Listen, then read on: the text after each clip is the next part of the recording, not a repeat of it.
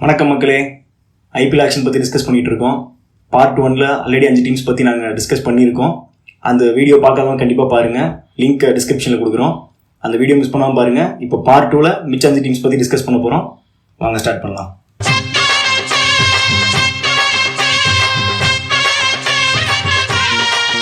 இப்போ ஃபஸ்ட்டு எந்த டீம் பற்றி ஸ்டார்ட் பண்ணலாம்? ஐபிஎல் ஆக்ஷன் சென்னை சூப்பர் கிங்ஸ்லாம் பற்றி பேசிட்டு மும்பை பற்றி பேசாமல் இருக்க முடியுமா? கடப்பாறை இந்தியன்ஸ் அப்படின்னு பேர் வாங்கி கடப்பாறைன்ற பேருக்கே பேர் போனவங்க மும்பை இந்தியன்ஸ்.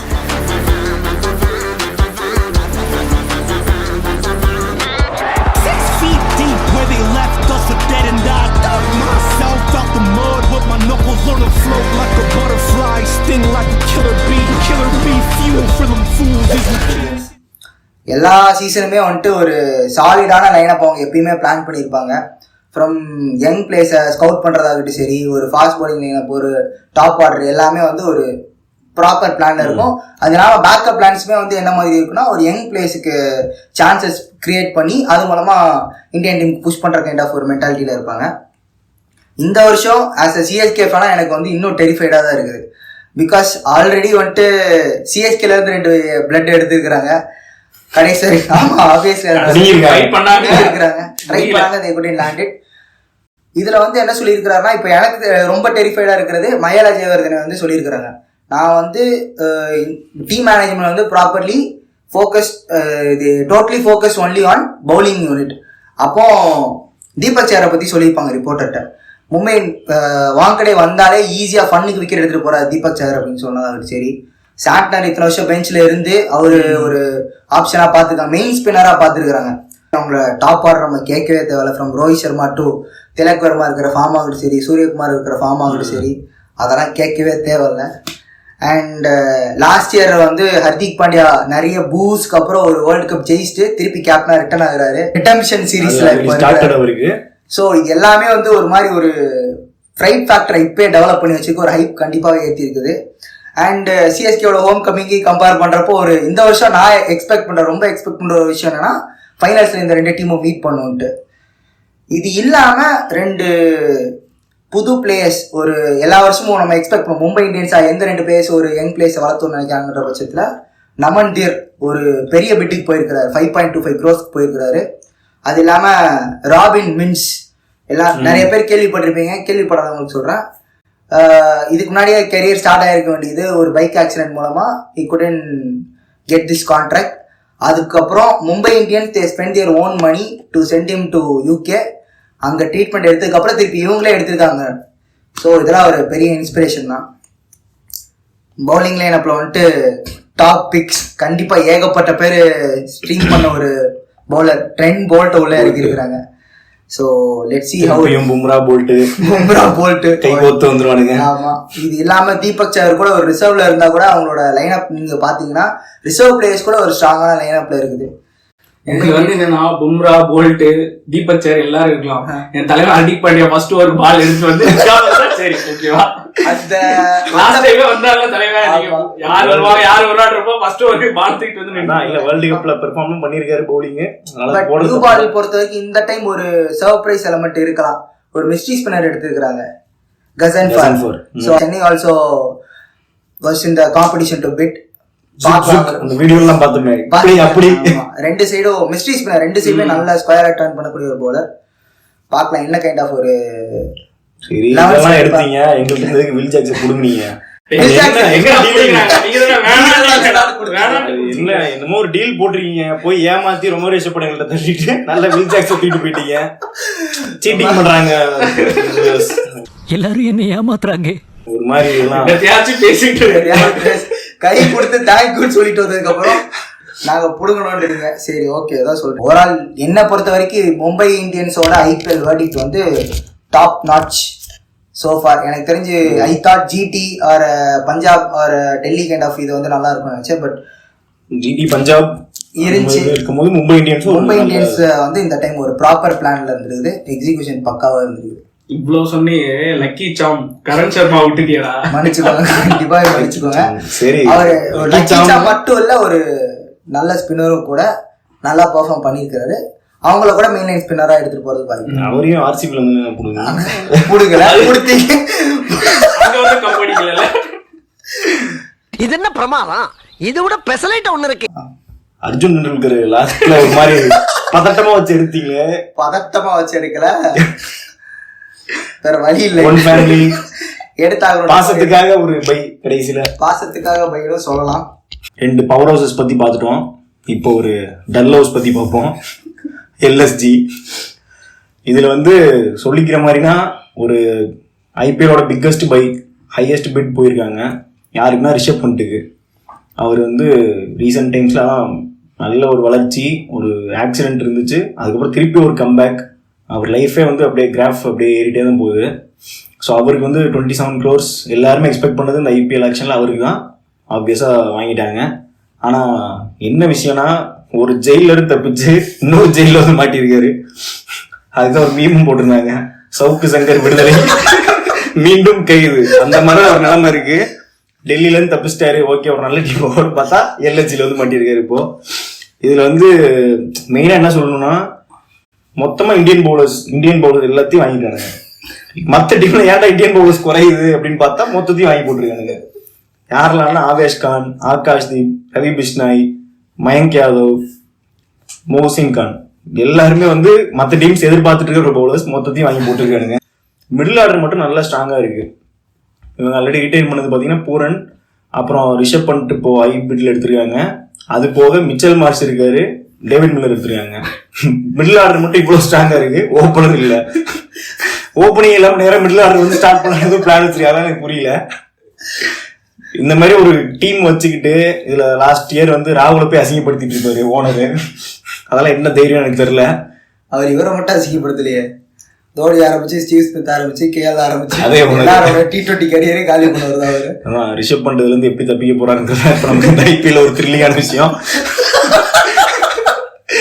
இது போக நிறைய யங்ஸ்டர்ஸ் வாங்கியிருக்காங்க. அதுல வந்து நோட்டபிள் யங்ஸ்டர்ஸ் யாருமே இல்லை. An eternity later. Spin attack பாத்தீங்கன்னா மெயினே வந்து நம்ம பிஷ்னாய் தான்.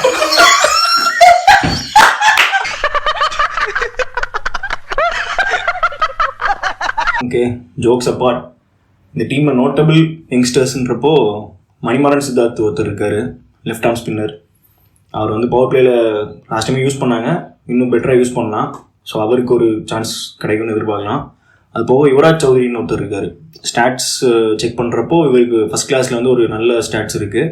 ஸோ இவரையும் வந்து கண்டிப்பாக யூஸ் பண்ணலாம். ஏன்னா டீமில் நிறைய ஓட்டைகள் இருக்கப்போ ஃபில் பண்ணுறதுக்கு இந்த மாதிரி யங்ஸ்டர்ஸுக்கு கொடுக்கலாம்.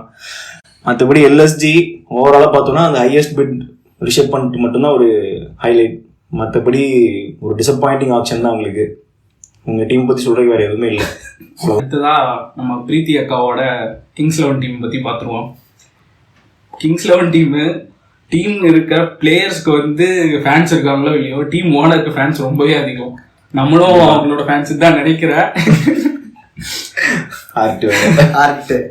ஆக்சுவலா ஐபிஎல் 2025 பத்தி பேச ஆரம்பிச்ச உடனே அவங்க ரீடைன் பண்ணதே 2 பிளேயர்ஸ் தான் பண்ணாங்க. அப்பவே வந்து ஒரு பயங்கர பில்டப் இருந்துச்சு. டீமே கொலாப்ஸ்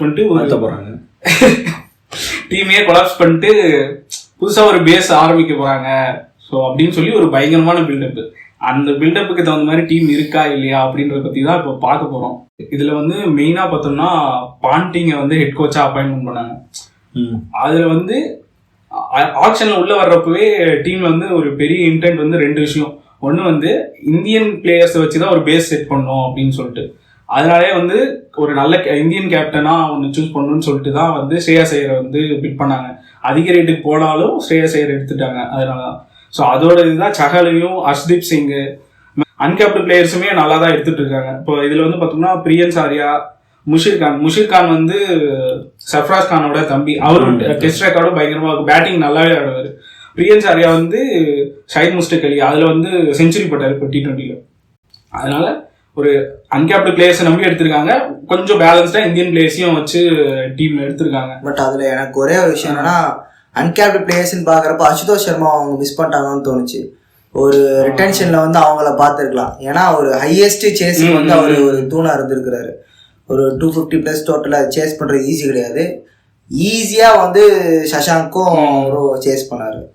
அதுக்கு ஒரு இம்பார்ட்டன்ஸ் கொடுத்துக்கலாமேன்னு தோணுச்சு. அதான் அவனுக்கு ஃபர்ஸ்ட்லேயே அவங்க இன்டென்ஷன் வந்து எப்படி இருந்துச்சுன்னா மொத்தமாக கழிச்சு போட்டு முதல்ல இருந்து ஆரம்பிக்கணும் அப்படின்ற ஒரு இதுதான். ஸோ அடுத்த ஒரு மெயினான இன்டென்ட் வந்து ஓவர்சீஸ் பிளேயர். பாண்டிங்க வந்து ஹெட் கோச்சா அப்பாயின்மெண்ட் பண்ணியிருக்காங்கன்றப்பவே ஆஸ்திரேலியா வச்சு தான் ஆரம்பிக்க போறாங்கன்னு தெரிஞ்சிருச்சு. ஏன்னா டெல்லியில இருக்கிறப்போ அதுதான் நடந்துச்சு. அவர் வந்து மற்ற டீம் பிளேயர்ஸ் கிட்டலாம் போகவே மாட்டார், ஆஸ்திரேலியாவுக்கு தான் மெயினா பிக் பண்ணுவார். அதோட இதெல்லாம் 5 ஆஸ்திரேலியன் பிளேயர் எடுத்து வச்சிருக்காரு. Stoinis, Maxwell, Inglis, Hardie, Bartlett 5 பேர் மொத்தமா ஓவர்சீஸ் 8ல 5 ஃபில் பண்ணிட்டாரு கோட்டாவை. ஆஸ்திரேலியா மட்டும் ஒரு டூரை போட்டு விட்டுலாம் டீம் பாதி போயிடும் நினைக்கிறேன். அவ்வளவுதான், யார் வச்சு விளையாடுவாங்கன்னு தெரியாது. அதுக்கப்புறமா அது இல்லாம பார்த்தோம்னா நல்ல பிக் வந்து பார்த்தோம்னா யான்சன். இன்னைக்கு கூட மேட்ச் பார்த்தோம், அதுல ரெக்கார்டு பயங்கரமா வச்சிருந்தாரு. மார்க் ஆன்சன் வந்து சரியான பிக். அதுவும் 7 crores எக்ஸ்பெக்ட் பண்ணல. ஐ மீன் யாரும் ஏன்னா ஒரு ஆல்ரவுண்டர் கேட்டகரியாவும் அவரை பார்க்கலாம். சரியான பிக், ஹிட்டும் பண்ணுவாரு. ஸோ அதை விட்டோம்னா ஃபெர்குசன், ஒமர்சாய். ஸோ இதுல வந்து ஓவராலா பாக்குறப்போ ஒரு நல்ல டீமா தான் செட் பண்ணியிருக்காங்க. இப்போ எனக்கு வந்து இதுல மெயினா என்ன தோணுச்சுன்னா, ஓப்பனிங் வந்து கொஞ்சம் வீக்கா இருக்கிற மாதிரி ஃபீல் ஆகுது. ஏன்னா பிரியன்ஸ் ஆர்யா, பிரப்சிம்ரன், அதுக்கப்புறம் ஸ்ரேயஸ் ஐயர், இவங்க 3 பேர்ல வந்து நீ வந்து இன்னைக்கு இவங்க அடிச்சிருவாங்க அப்படின்ற மாதிரி ஒரு கன்சிஸ்டன்டான பிளேயர் வந்து இல்ல அதுல. பட் பாண்டிங் மாதிரி இருக்கிற ஒரு டீம்ல வந்து he'll opt for Australian opener அப்படின்னு எனக்கு தோணுது. ஏன்னா ஆல்ரெடி ஸ்டாயினிஸ் வச்சு ஒரு ஓப்பனிங் ட்ரையல்லாம் நடந்திருக்குது, டெல்லியிலேயே நம்ம பார்த்துருக்கோம். ஆடி பெர்ஃபார்மும் பண்ணியிருக்கிறாரு. God knows what will happen. பாக்கலாம், இங்கிலீஷ் கூட ட்ரை பண்ண வாய்ப்பு இங்கிலீஷ் ட்ரை பண்ணலாம். இல்ல இப்போதைக்கு என்னன்னா அவங்க வந்து கரண்ட் ஃபார்ம்ல இப்போ பிரியன்ஸ் ஆரியா இருக்காங்களா, அவங்க வச்சு ட்ரை பண்றாங்க. அப்படி எல்லாம் பேக்கப்க்கு எல்லாமே வச்சிருக்காங்க. இப்போ ஓப்பனிங் வந்து அது சொதப்புதா, உடனே இங்கிலீஷ் இறக்கி விட்டு ட்ரை பண்ணுவாங்க. மாத்திக்கலாம், காம்பினேஷன்ஸ் மாத்திர டீம் இருக்கு.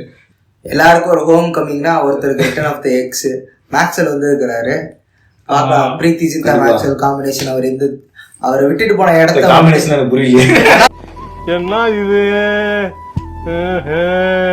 அந்த பெர்ஃபார்ம் பண்ணல. லாஸ்ட் டைம் அவர் இருக்கிறப்ப பெர்ஃபார்ம் பண்ணல.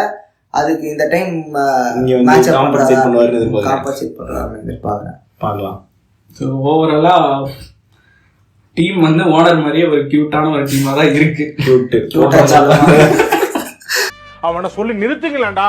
சரி, பிரீத்தி சிந்தா டீம் பத்தி பார்த்தாச்சு. அப்படியே ஷாருக்கான் டீம் பத்தி பார்த்தலாமா? பார்த்துடலாம். டிஃபெண்டிங் சாம்பியன்ஸ் லாஸ்ட் இயர் ஒரு எஸ்ஆர்கே மாதிரி, எஸ்ஆர்ஹெச் மாதிரி ஒரு பெரிய என்ன இன்னைக்கு ரொம்ப ஜாம் ஆகுது டீமை போட்டுருக்காங்க. ஸோ இந்த வருஷம் அவங்க மெயினாக ரிட்டன்ஷனுக்கு தான் ஜாஸ்தியாக அமௌண்ட் ஸ்பெண்ட் பண்ணியிருக்காங்க. ஆல்மோஸ்ட் லைக் 69 crores ஸ்பெண்ட் பண்ணியிருக்காங்க. டீம் அதுக்கேற்ற பேலன்ஸில் இருக்கான்னு பார்த்தா கண்டிப்பாக பேலன்ஸ் இருக்குது. அண்டு பேக்கப் பிளேயர்ஸ் பார்த்தோன்னா ரொம்ப ஒரு என்ன சொல்கிறது, அவுட்ஸ்டாண்டிங் பிளேயர்ஸ், ஒரு வெல் நோன் ரெனவுன் பிளேயர்ஸாக இல்லைனாலும் ஓரளவுக்கு டீசென்ட் பேக்கப் இருக்குது. ஒரு மும்பை கைண்ட் ஆஃப் பேக்கப் இல்லைனாலும் திஸ் இஸ் குட். பேட்டிங் லைனை பார்த்தோன்னா நமக்கு ஏகப்பட்ட வெரைட்டிஸ் இருக்குது. ஃப்ரம் குவிண்டன் டிகாக் டு குர்பாஸ்லேருந்து நரேன் வழக்கமாக கேகேஆருக்கு ஓப்பனிங்கில் வந்து 5 ஸ்டார்ட் கொடுத்துருக்கிறாரு. அது இல்லாமல் அங்கிரிஷ் ரகுவன்ஷி லாஸ்ட் இயர் நல்லா பெர்ஃபார்ம் பண்ணியிருந்தார். சின்ன பையன் ஒரு 50+ நிறையா அடித்து கொடுத்துருந்தாரு. ஸோ அவரை கீழே வச்சு பார்ப்பாங்க.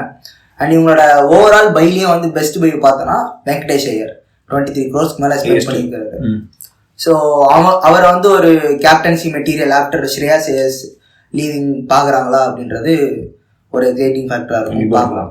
ஆல்ரவுண்டர்ஸ் கேட்டகரி நம்ம கேட்கவே தேவையில்ல. From Sunil Narine to Russell to Raman பவுலர்ந்து அவங்க ஒரு கோர் செட்டப் எப்பயுமே வந்து பல வருஷமாக ஃபாலோ பண்ணிட்டு தான் இருக்கிறாங்க. ரசல் பார்த்தோன்னா எல்லா மேட்ச் அடிப்பாரானா சொல்ல முடியாது. பட் இந்த pillar to Kolkata night Riders. ஆமாம், அந்த பாயிண்ட் தான் நான் சொல்லணும்னு நினைச்சேன். அந்த நரேன் அண்ட் ரசல் வந்து இந்த டீமோட ஒரு தூண் மாதிரி தான். எல்லா வருஷமும் அவனுக்கு தான் ஜெயிச்சு கொடுக்குறாங்க. ஏதோ ஒரு மேட்ச் கண்டிப்பாக விளையாடுற மாதிரி தான் ஜெயிச்சு கொடுக்குறாங்க. அப்படியே நம்ம ஃபேண்டசி டீம்லேயும் நம்ம எடுத்து போட்டோம்னா டிஃபால்ட்டாக ஒரு பாயிண்ட்ஸ் வந்துடும். ஒரு மினிமம் கேரண்டி பிளேயர்ஸ் அவனுங்க. உனக்கு உன் பிரச்சனை என்னன்னா அவனுக்கு ஆடுறானுங்களோ இல்லையோ அது செகண்டரி தான். அவங்க 2 பேர் இருக்காங்கன்னா எப்பயுமே ஒரு பயத்தை கிரியேட் பண்ணிடுவாங்க. காட்டா வந்துட்டானுங்கடா அப்படின்ற மாதிரி ஒரு இது இருந்துகிட்டே இருக்கும். அதான் மெயின். ஆல்ரவுண்டர் கேட்டகரியில் ஒன் மோர் அடிஷன் பார்த்தீங்கன்னா ரமன்தீப் சிங் சொல்லலாம். லாஸ்ட் இயர் நல்லா பெர்ஃபார்ம் பண்ணியிருக்காரு. ஃபீல்டிங் 3 டிபார்ட்மெண்ட்டுமே நல்லா பண்ணியிருக்கிறாரு. பவுலிங் டிபார்ட்மெண்ட்டில் லீட் எடுத்துக்கிறது ஆண்ட்ரிக் நார்கியா தான் ஆப்வியஸ்லி ஃபர்ஸ்ட் ஆப்ஷனாக பார்ப்பாங்க. ஏன்னா அவர் நல்ல பேஜ் ஜென்ரேட் பண்ணுறவர், ஹார்ட் லென்ஸ் அடிக்கக்கூடியவர். அவர் இல்லாமல் இப்போ லைம்லைட்டில் இருக்கிற ஹர்ஷித் ராணா ஒரு ஆஸ்திரேலியன் கைண்ட் ஆஃப் செட்டையே வந்து டேம் பண்ணிட்டு வந்துருக்கிறாரு. கான்ஃபிடன்ஸ் லெவல் ஹையாக இருக்கும். obviously அதுக்கு நடுவுல நிறைய டெஸ்ட் இருக்குது, அதெல்லாம் எப்படி போகுதுன்னு பாப்பாங்க. But he has a player last year experience கிடைக்கும். அங்க போய் எக்ஸ்பீரியன்ஸ் கிடைக்கும். இல்ல லாஸ்ட் இயரே ஒரு பெரிய பிளேஸ் வந்தப்போ ரொம்ப சட்டிலாலாம் போடல, அவங்கள்ட்டே அந்த டாமினேஷன் நல்லா போட்டாங்க. Vaibhav Arora uncapped, another uncapped player, power player swing பண்றதுக்கு பயங்கரமா போறாரு, ரெண்டு சைடுமே மூவ் பண்றாரு, விக்கெட் ஸ்பீக் பண்ணி கொடுக்குறாரு. ஸ்பின் டிபார்ட்மெண்ட் பார்த்தோன்னா நம்ம கேட்கவே தேவையில்ல. வருண் சக்கரவர்த்தி, சுனில் நரேன், 2 மிஸ்ட்ரி ஸ்பின் டியோஸ், அவங்களுக்கே சாலிடாக 8 ஓவர்ஸ் கரெக்டாக இருக்கும். அது இல்லாமல் பேக்கப் பவுலர்ஸாக வந்து பார்க்குறாங்கன்னா மொயின் அலி பார்ப்பாங்க, அண்டு மயங்க் மார்க்கண்டே இருக்கிறாரு. ஸோ இவங்களை மெயின் ஸ்பின்னர்ஸ், ஒரு பேக்கப் ஸ்பின்னர்ஸாக பார்ப்பாங்க. ஓவரால் என்னோட வேர்டிக்ட் வந்து எப்படின்னா, they are one of the top contenders for playoffs. IPL auction படி it is a good auction for KKR. கடைசியாக வந்தார் நம்ம விநாயக் மகாதேவ். இவன் அடிச்சும் பார்த்தாச்சு, அவுத்தும் பார்த்தாச்சு. உன் என்னதான்டா பண்றது? சரி, ஆர்சிபி டீம் பற்றி பார்த்துடலாம். ஃபேன்ஸோட ஹேட்டர்ஸ்லாம் ரொம்ப எதிர்பார்த்துட்டு இருக்கிற ஒரு டீம் வந்து ஆர்சிபி தான். ஆப்ஷனில் எப்படி எடுப்பாங்க, எப்படி அசிங்கப்படுத்தலான்னு எல்லாம் அப்படியே ரெடியாக வெயிட் பண்ணிருப்பானுங்க. ரிட்டன்ஷன் வந்து விராட் கோலி, பட்டிதர் அண்ட் எஸ் தயால். விராட் கோலி வந்து அவ்வளோதான் லாயல்னு சொல்லிட்டு ரொம்ப வருஷமா இதிலே ஓட்டிட்டு இருக்காரு. இப்போ கேப்டன் ஃபேப் டு பிளேஸ் வேற அனுப்பிட்டாங்க. இப்போ திருப்பி கேப்டன்சின்ற ஒரு பொறுப்பு, ஒரு ப்ரெஷர், ஒரு அசிங்கத்தையும் கொடுக்க போறாங்கன்னு எனக்கு தோணுது. அதை எப்படி பார்க்குறான்னு பார்ப்போம். பேட்டிங் வந்து ஆஸ் யூஷுவல் நல்லா எடுத்துட்டானுங்க. பேட்டிங் பார்த்தீங்கன்னா கோலி, ஃபில் சால்ட் இப்போ நல்ல ஃபார்மில் இருக்கார் இங்கிலாந்து. அவர் வந்து இப்போது T20 ரேங்கிங்கில் நம்பர் 1 நம்பர் 2 அந்த மாதிரி. ஸோ அவர் எடுத்திருக்காங்க. அதுக்கப்புறம் லிவிங்ஸ்டன் வந்து ஒரு ஆல்ரவுண்டர். பேட்டிங் வந்து எல்லா மேட்சும் எதிர்பார்க்க முடியாது, அப்பப்போ ஒரு மேக்ஸ்வெல் கைண்ட் ஆஃப் அதுதான், அப்படியே ரீப்ளேஸ்மெண்ட் மாதிரி தான் பண்ணியிருக்காங்க. அது போக ஜிதேஷ் சர்மா இருக்காரு, அப்புறம் படிக்கல திருப்பி கூப்பிட்டுருக்காங்க. ஸோ பேட்டிங் வந்து ஆஸ் யூஷுவல் அந்த ஸ்ட்ரென்த் இருக்குது. அதை திருப்பி கொடுக்குற மாதிரி பவுலிங் எப்பயுமே இருக்கும். இந்த டைம் வந்து ஸ்பின் டிபார்ட்மெண்ட் பார்த்தீங்கன்னா ஒன்றுமே இல்லை. அது வந்து குருணால் பாண்டியான்னு சொல்லிட்டு ஒரு மீடியம் பேசர் கூப்பிட்டு வந்திருக்காங்க.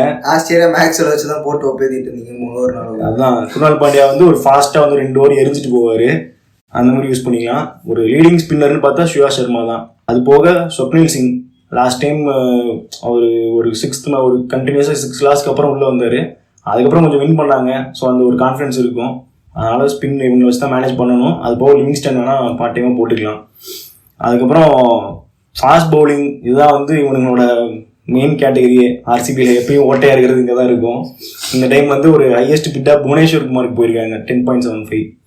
அவர் வந்து கிட்டத்தட்ட ஒரு ரிட்டையர்மெண்ட் நோக்கி போயிட்டு இருக்கப்ப திருப்பி கூப்பிட்டு வந்து நீங்கள் தான் எங்கள் டீமோட மெயின் பவுலர்னு சொல்லி ஒரு ப்ரெஷரை கொடுத்துருக்காங்க. அவர் என்ன பண்ணுறான்னு பார்ப்போம். அதுக்கப்புறம் வந்து ஹெசல்வுட் வந்து ஒரு ஆல் ஃபார்மட் பிளேயர் தான், நல்லா போடுவார். ஆனால் இந்தியன் கண்டிஷனுக்கு வந்து வெறும் அந்த பேஸ் மட்டுமே வச்சு நம்ம மேனேஜ் பண்ண முடியாது, வேரியேஷன்ஸ் ஏதாவது கொண்டு வரணும். ஆர்டினன்ஸ் அடிப்பாரு, இனிஷியலா மூவ்மெண்ட் இருந்தா உண்டு. அது போக அதான் இப்போ ஒரு பவர் பிளேயரை மட்டுமே போட்டு நீ தப்பிக்க முடியாது இல்லை. புவி அண்ட் ஹெசல்வுட் போட்டுட்டு திருப்பி டெத் ஓவர்ஸ்ல திருப்பி வரணும். ஸோ அங்கே நீ பெர்ஃபார்ம் பண்ணுறதை பொறுத்தா டீமோட இதே இருக்கு. 200 அடிப்பானுங்க, திருப்பி 200 கொடுத்துட்டா ஒரு யூஸ் இல்லையே. நீ யோசிக்கிறத கூட யோசிக்க மாட்டாங்க. காலகாலமா அதே தப்பு தான், எப்பயுமே வருவாங்க லோயர் ரேட்ல எதுவுமே இருக்காது. ஏன் பவுலர்ஸே பிடிக்க மாட்டேங்குது உங்களுக்கு? அது எனக்கு தெரியல. எங்களுக்கு பிடிக்குது, ஓனருக்கு எங்களுக்கு பிடிக்கல. ஓனருக்கு விராட் கோலி பிடிக்குங்கிற மாதிரிதான் இருக்கு. 250 அடிச்சாலும் 250 பத்தாது, அந்த ஒரு டைலாக்லயே தான் போயிட்டு இருக்கு எப்பயுமே. அதான் இது வந்து எங்களுக்கு பழகிருச்சு அடி வாங்கி. ஸோ அதே தான் இந்த வாட்டி நடக்க போகுது நினைக்கிறேன்.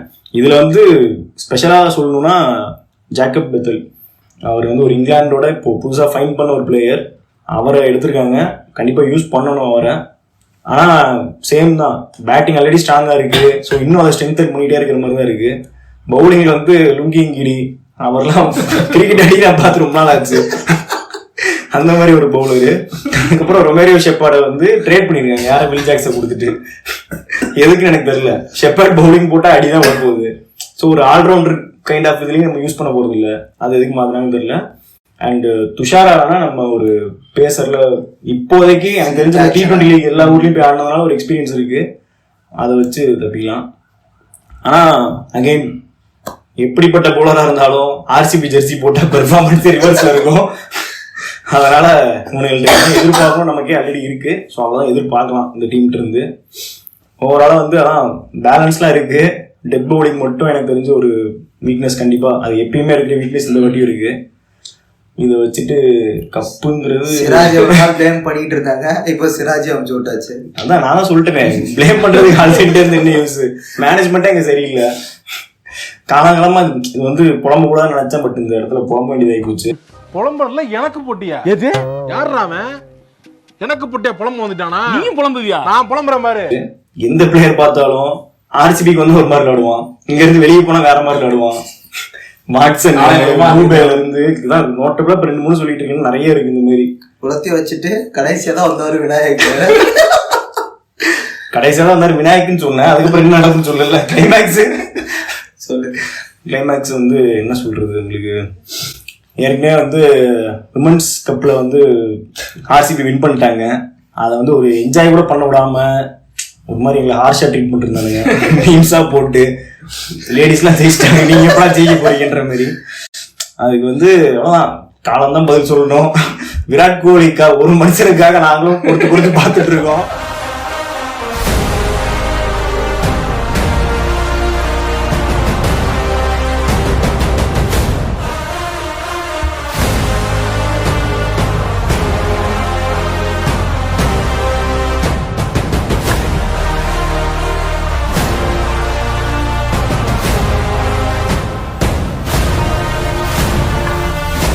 அவர் என்னைக்கு அந்த டீசரை கழட்டுறாரோ நானே இறங்கி அடிப்பேன் ஆர்சிபிய. அதனால விராட் கோலி இருக்கிற வரைக்கும் மரியாதையோட பேசிட்டு இருப்போம். இந்த டீமுக்கு வந்து நான் பினிஷிங் கொடுக்க விரும்பல, இவனே வேணா கொடுக்கட்டும். ஏதாவது சொல்லுங்க இந்த டீம் பத்தி. அதான் நீ ஓவரால் வேர்டிக் படி பார்த்தனா பேட்டிங் டிபார்ட்மெண்ட் இருக்குது, பவுலிங் டிபார்ட்மெண்ட் இல்ல. ஸோ காலங்காலமா அடி வாங்குறாங்க, அதுல இருந்து எதுவுமே கத்துக்கல திரும்புற மாதிரி தெரியல என்னைய பொறுத்த வரைக்கும். சூப்பர் நறுக்குன்னு கேட்டாங்க, இதை பார்த்தா இன்னொரு பெர்ஃபார்ம் பண்ணணும்னு எதிர்பார்க்கிறேன். ஐபிஎல் ஆக்ஷன்ல இருக்க எல்லா டீம்ஸையும் பத்தி பார்த்துட்டோம். இன்னைக்கு பார்த்த 5 டீம்ஸ்க்கு கிரிக்கெட் கடை சார்பாக நாங்கள் ஸ்கோர்ஸ் கொடுக்குறோம். அதே மாதிரி நீங்களும் ஆப்ஷன் பேஸ் பண்ணி உங்களோட ஸ்கோர்ஸையும் கொடுங்க. கமெண்ட்ஸ்ல வேறு ஏதாவது இருந்தாலும் எங்கள்கிட்ட ஷேர் பண்ணுங்க. ஐபிஎல் ஆக்ஷன் பற்றின ஃபுல் ரிவ்யூஸ் நம்ம கிரிக்கெட் கடையில் பார்த்துருக்கோம். இதே மாதிரி இன்னும் இன்ட்ரெஸ்டிங்கான விஷயங்களை வந்து நீங்கள் பார்க்கணுன்னா ஸ்டே டியூன்ட். அதுக்கு முன்னாடி இந்த வீடியோ மறக்காமல் லைக் பண்ணுங்க, கமெண்ட் பண்ணுங்க, ஷேர் பண்ணுங்க, சப்ஸ்கிரைப் பண்ணுங்க. கிரிக்கெட் கடை கலாஸ்.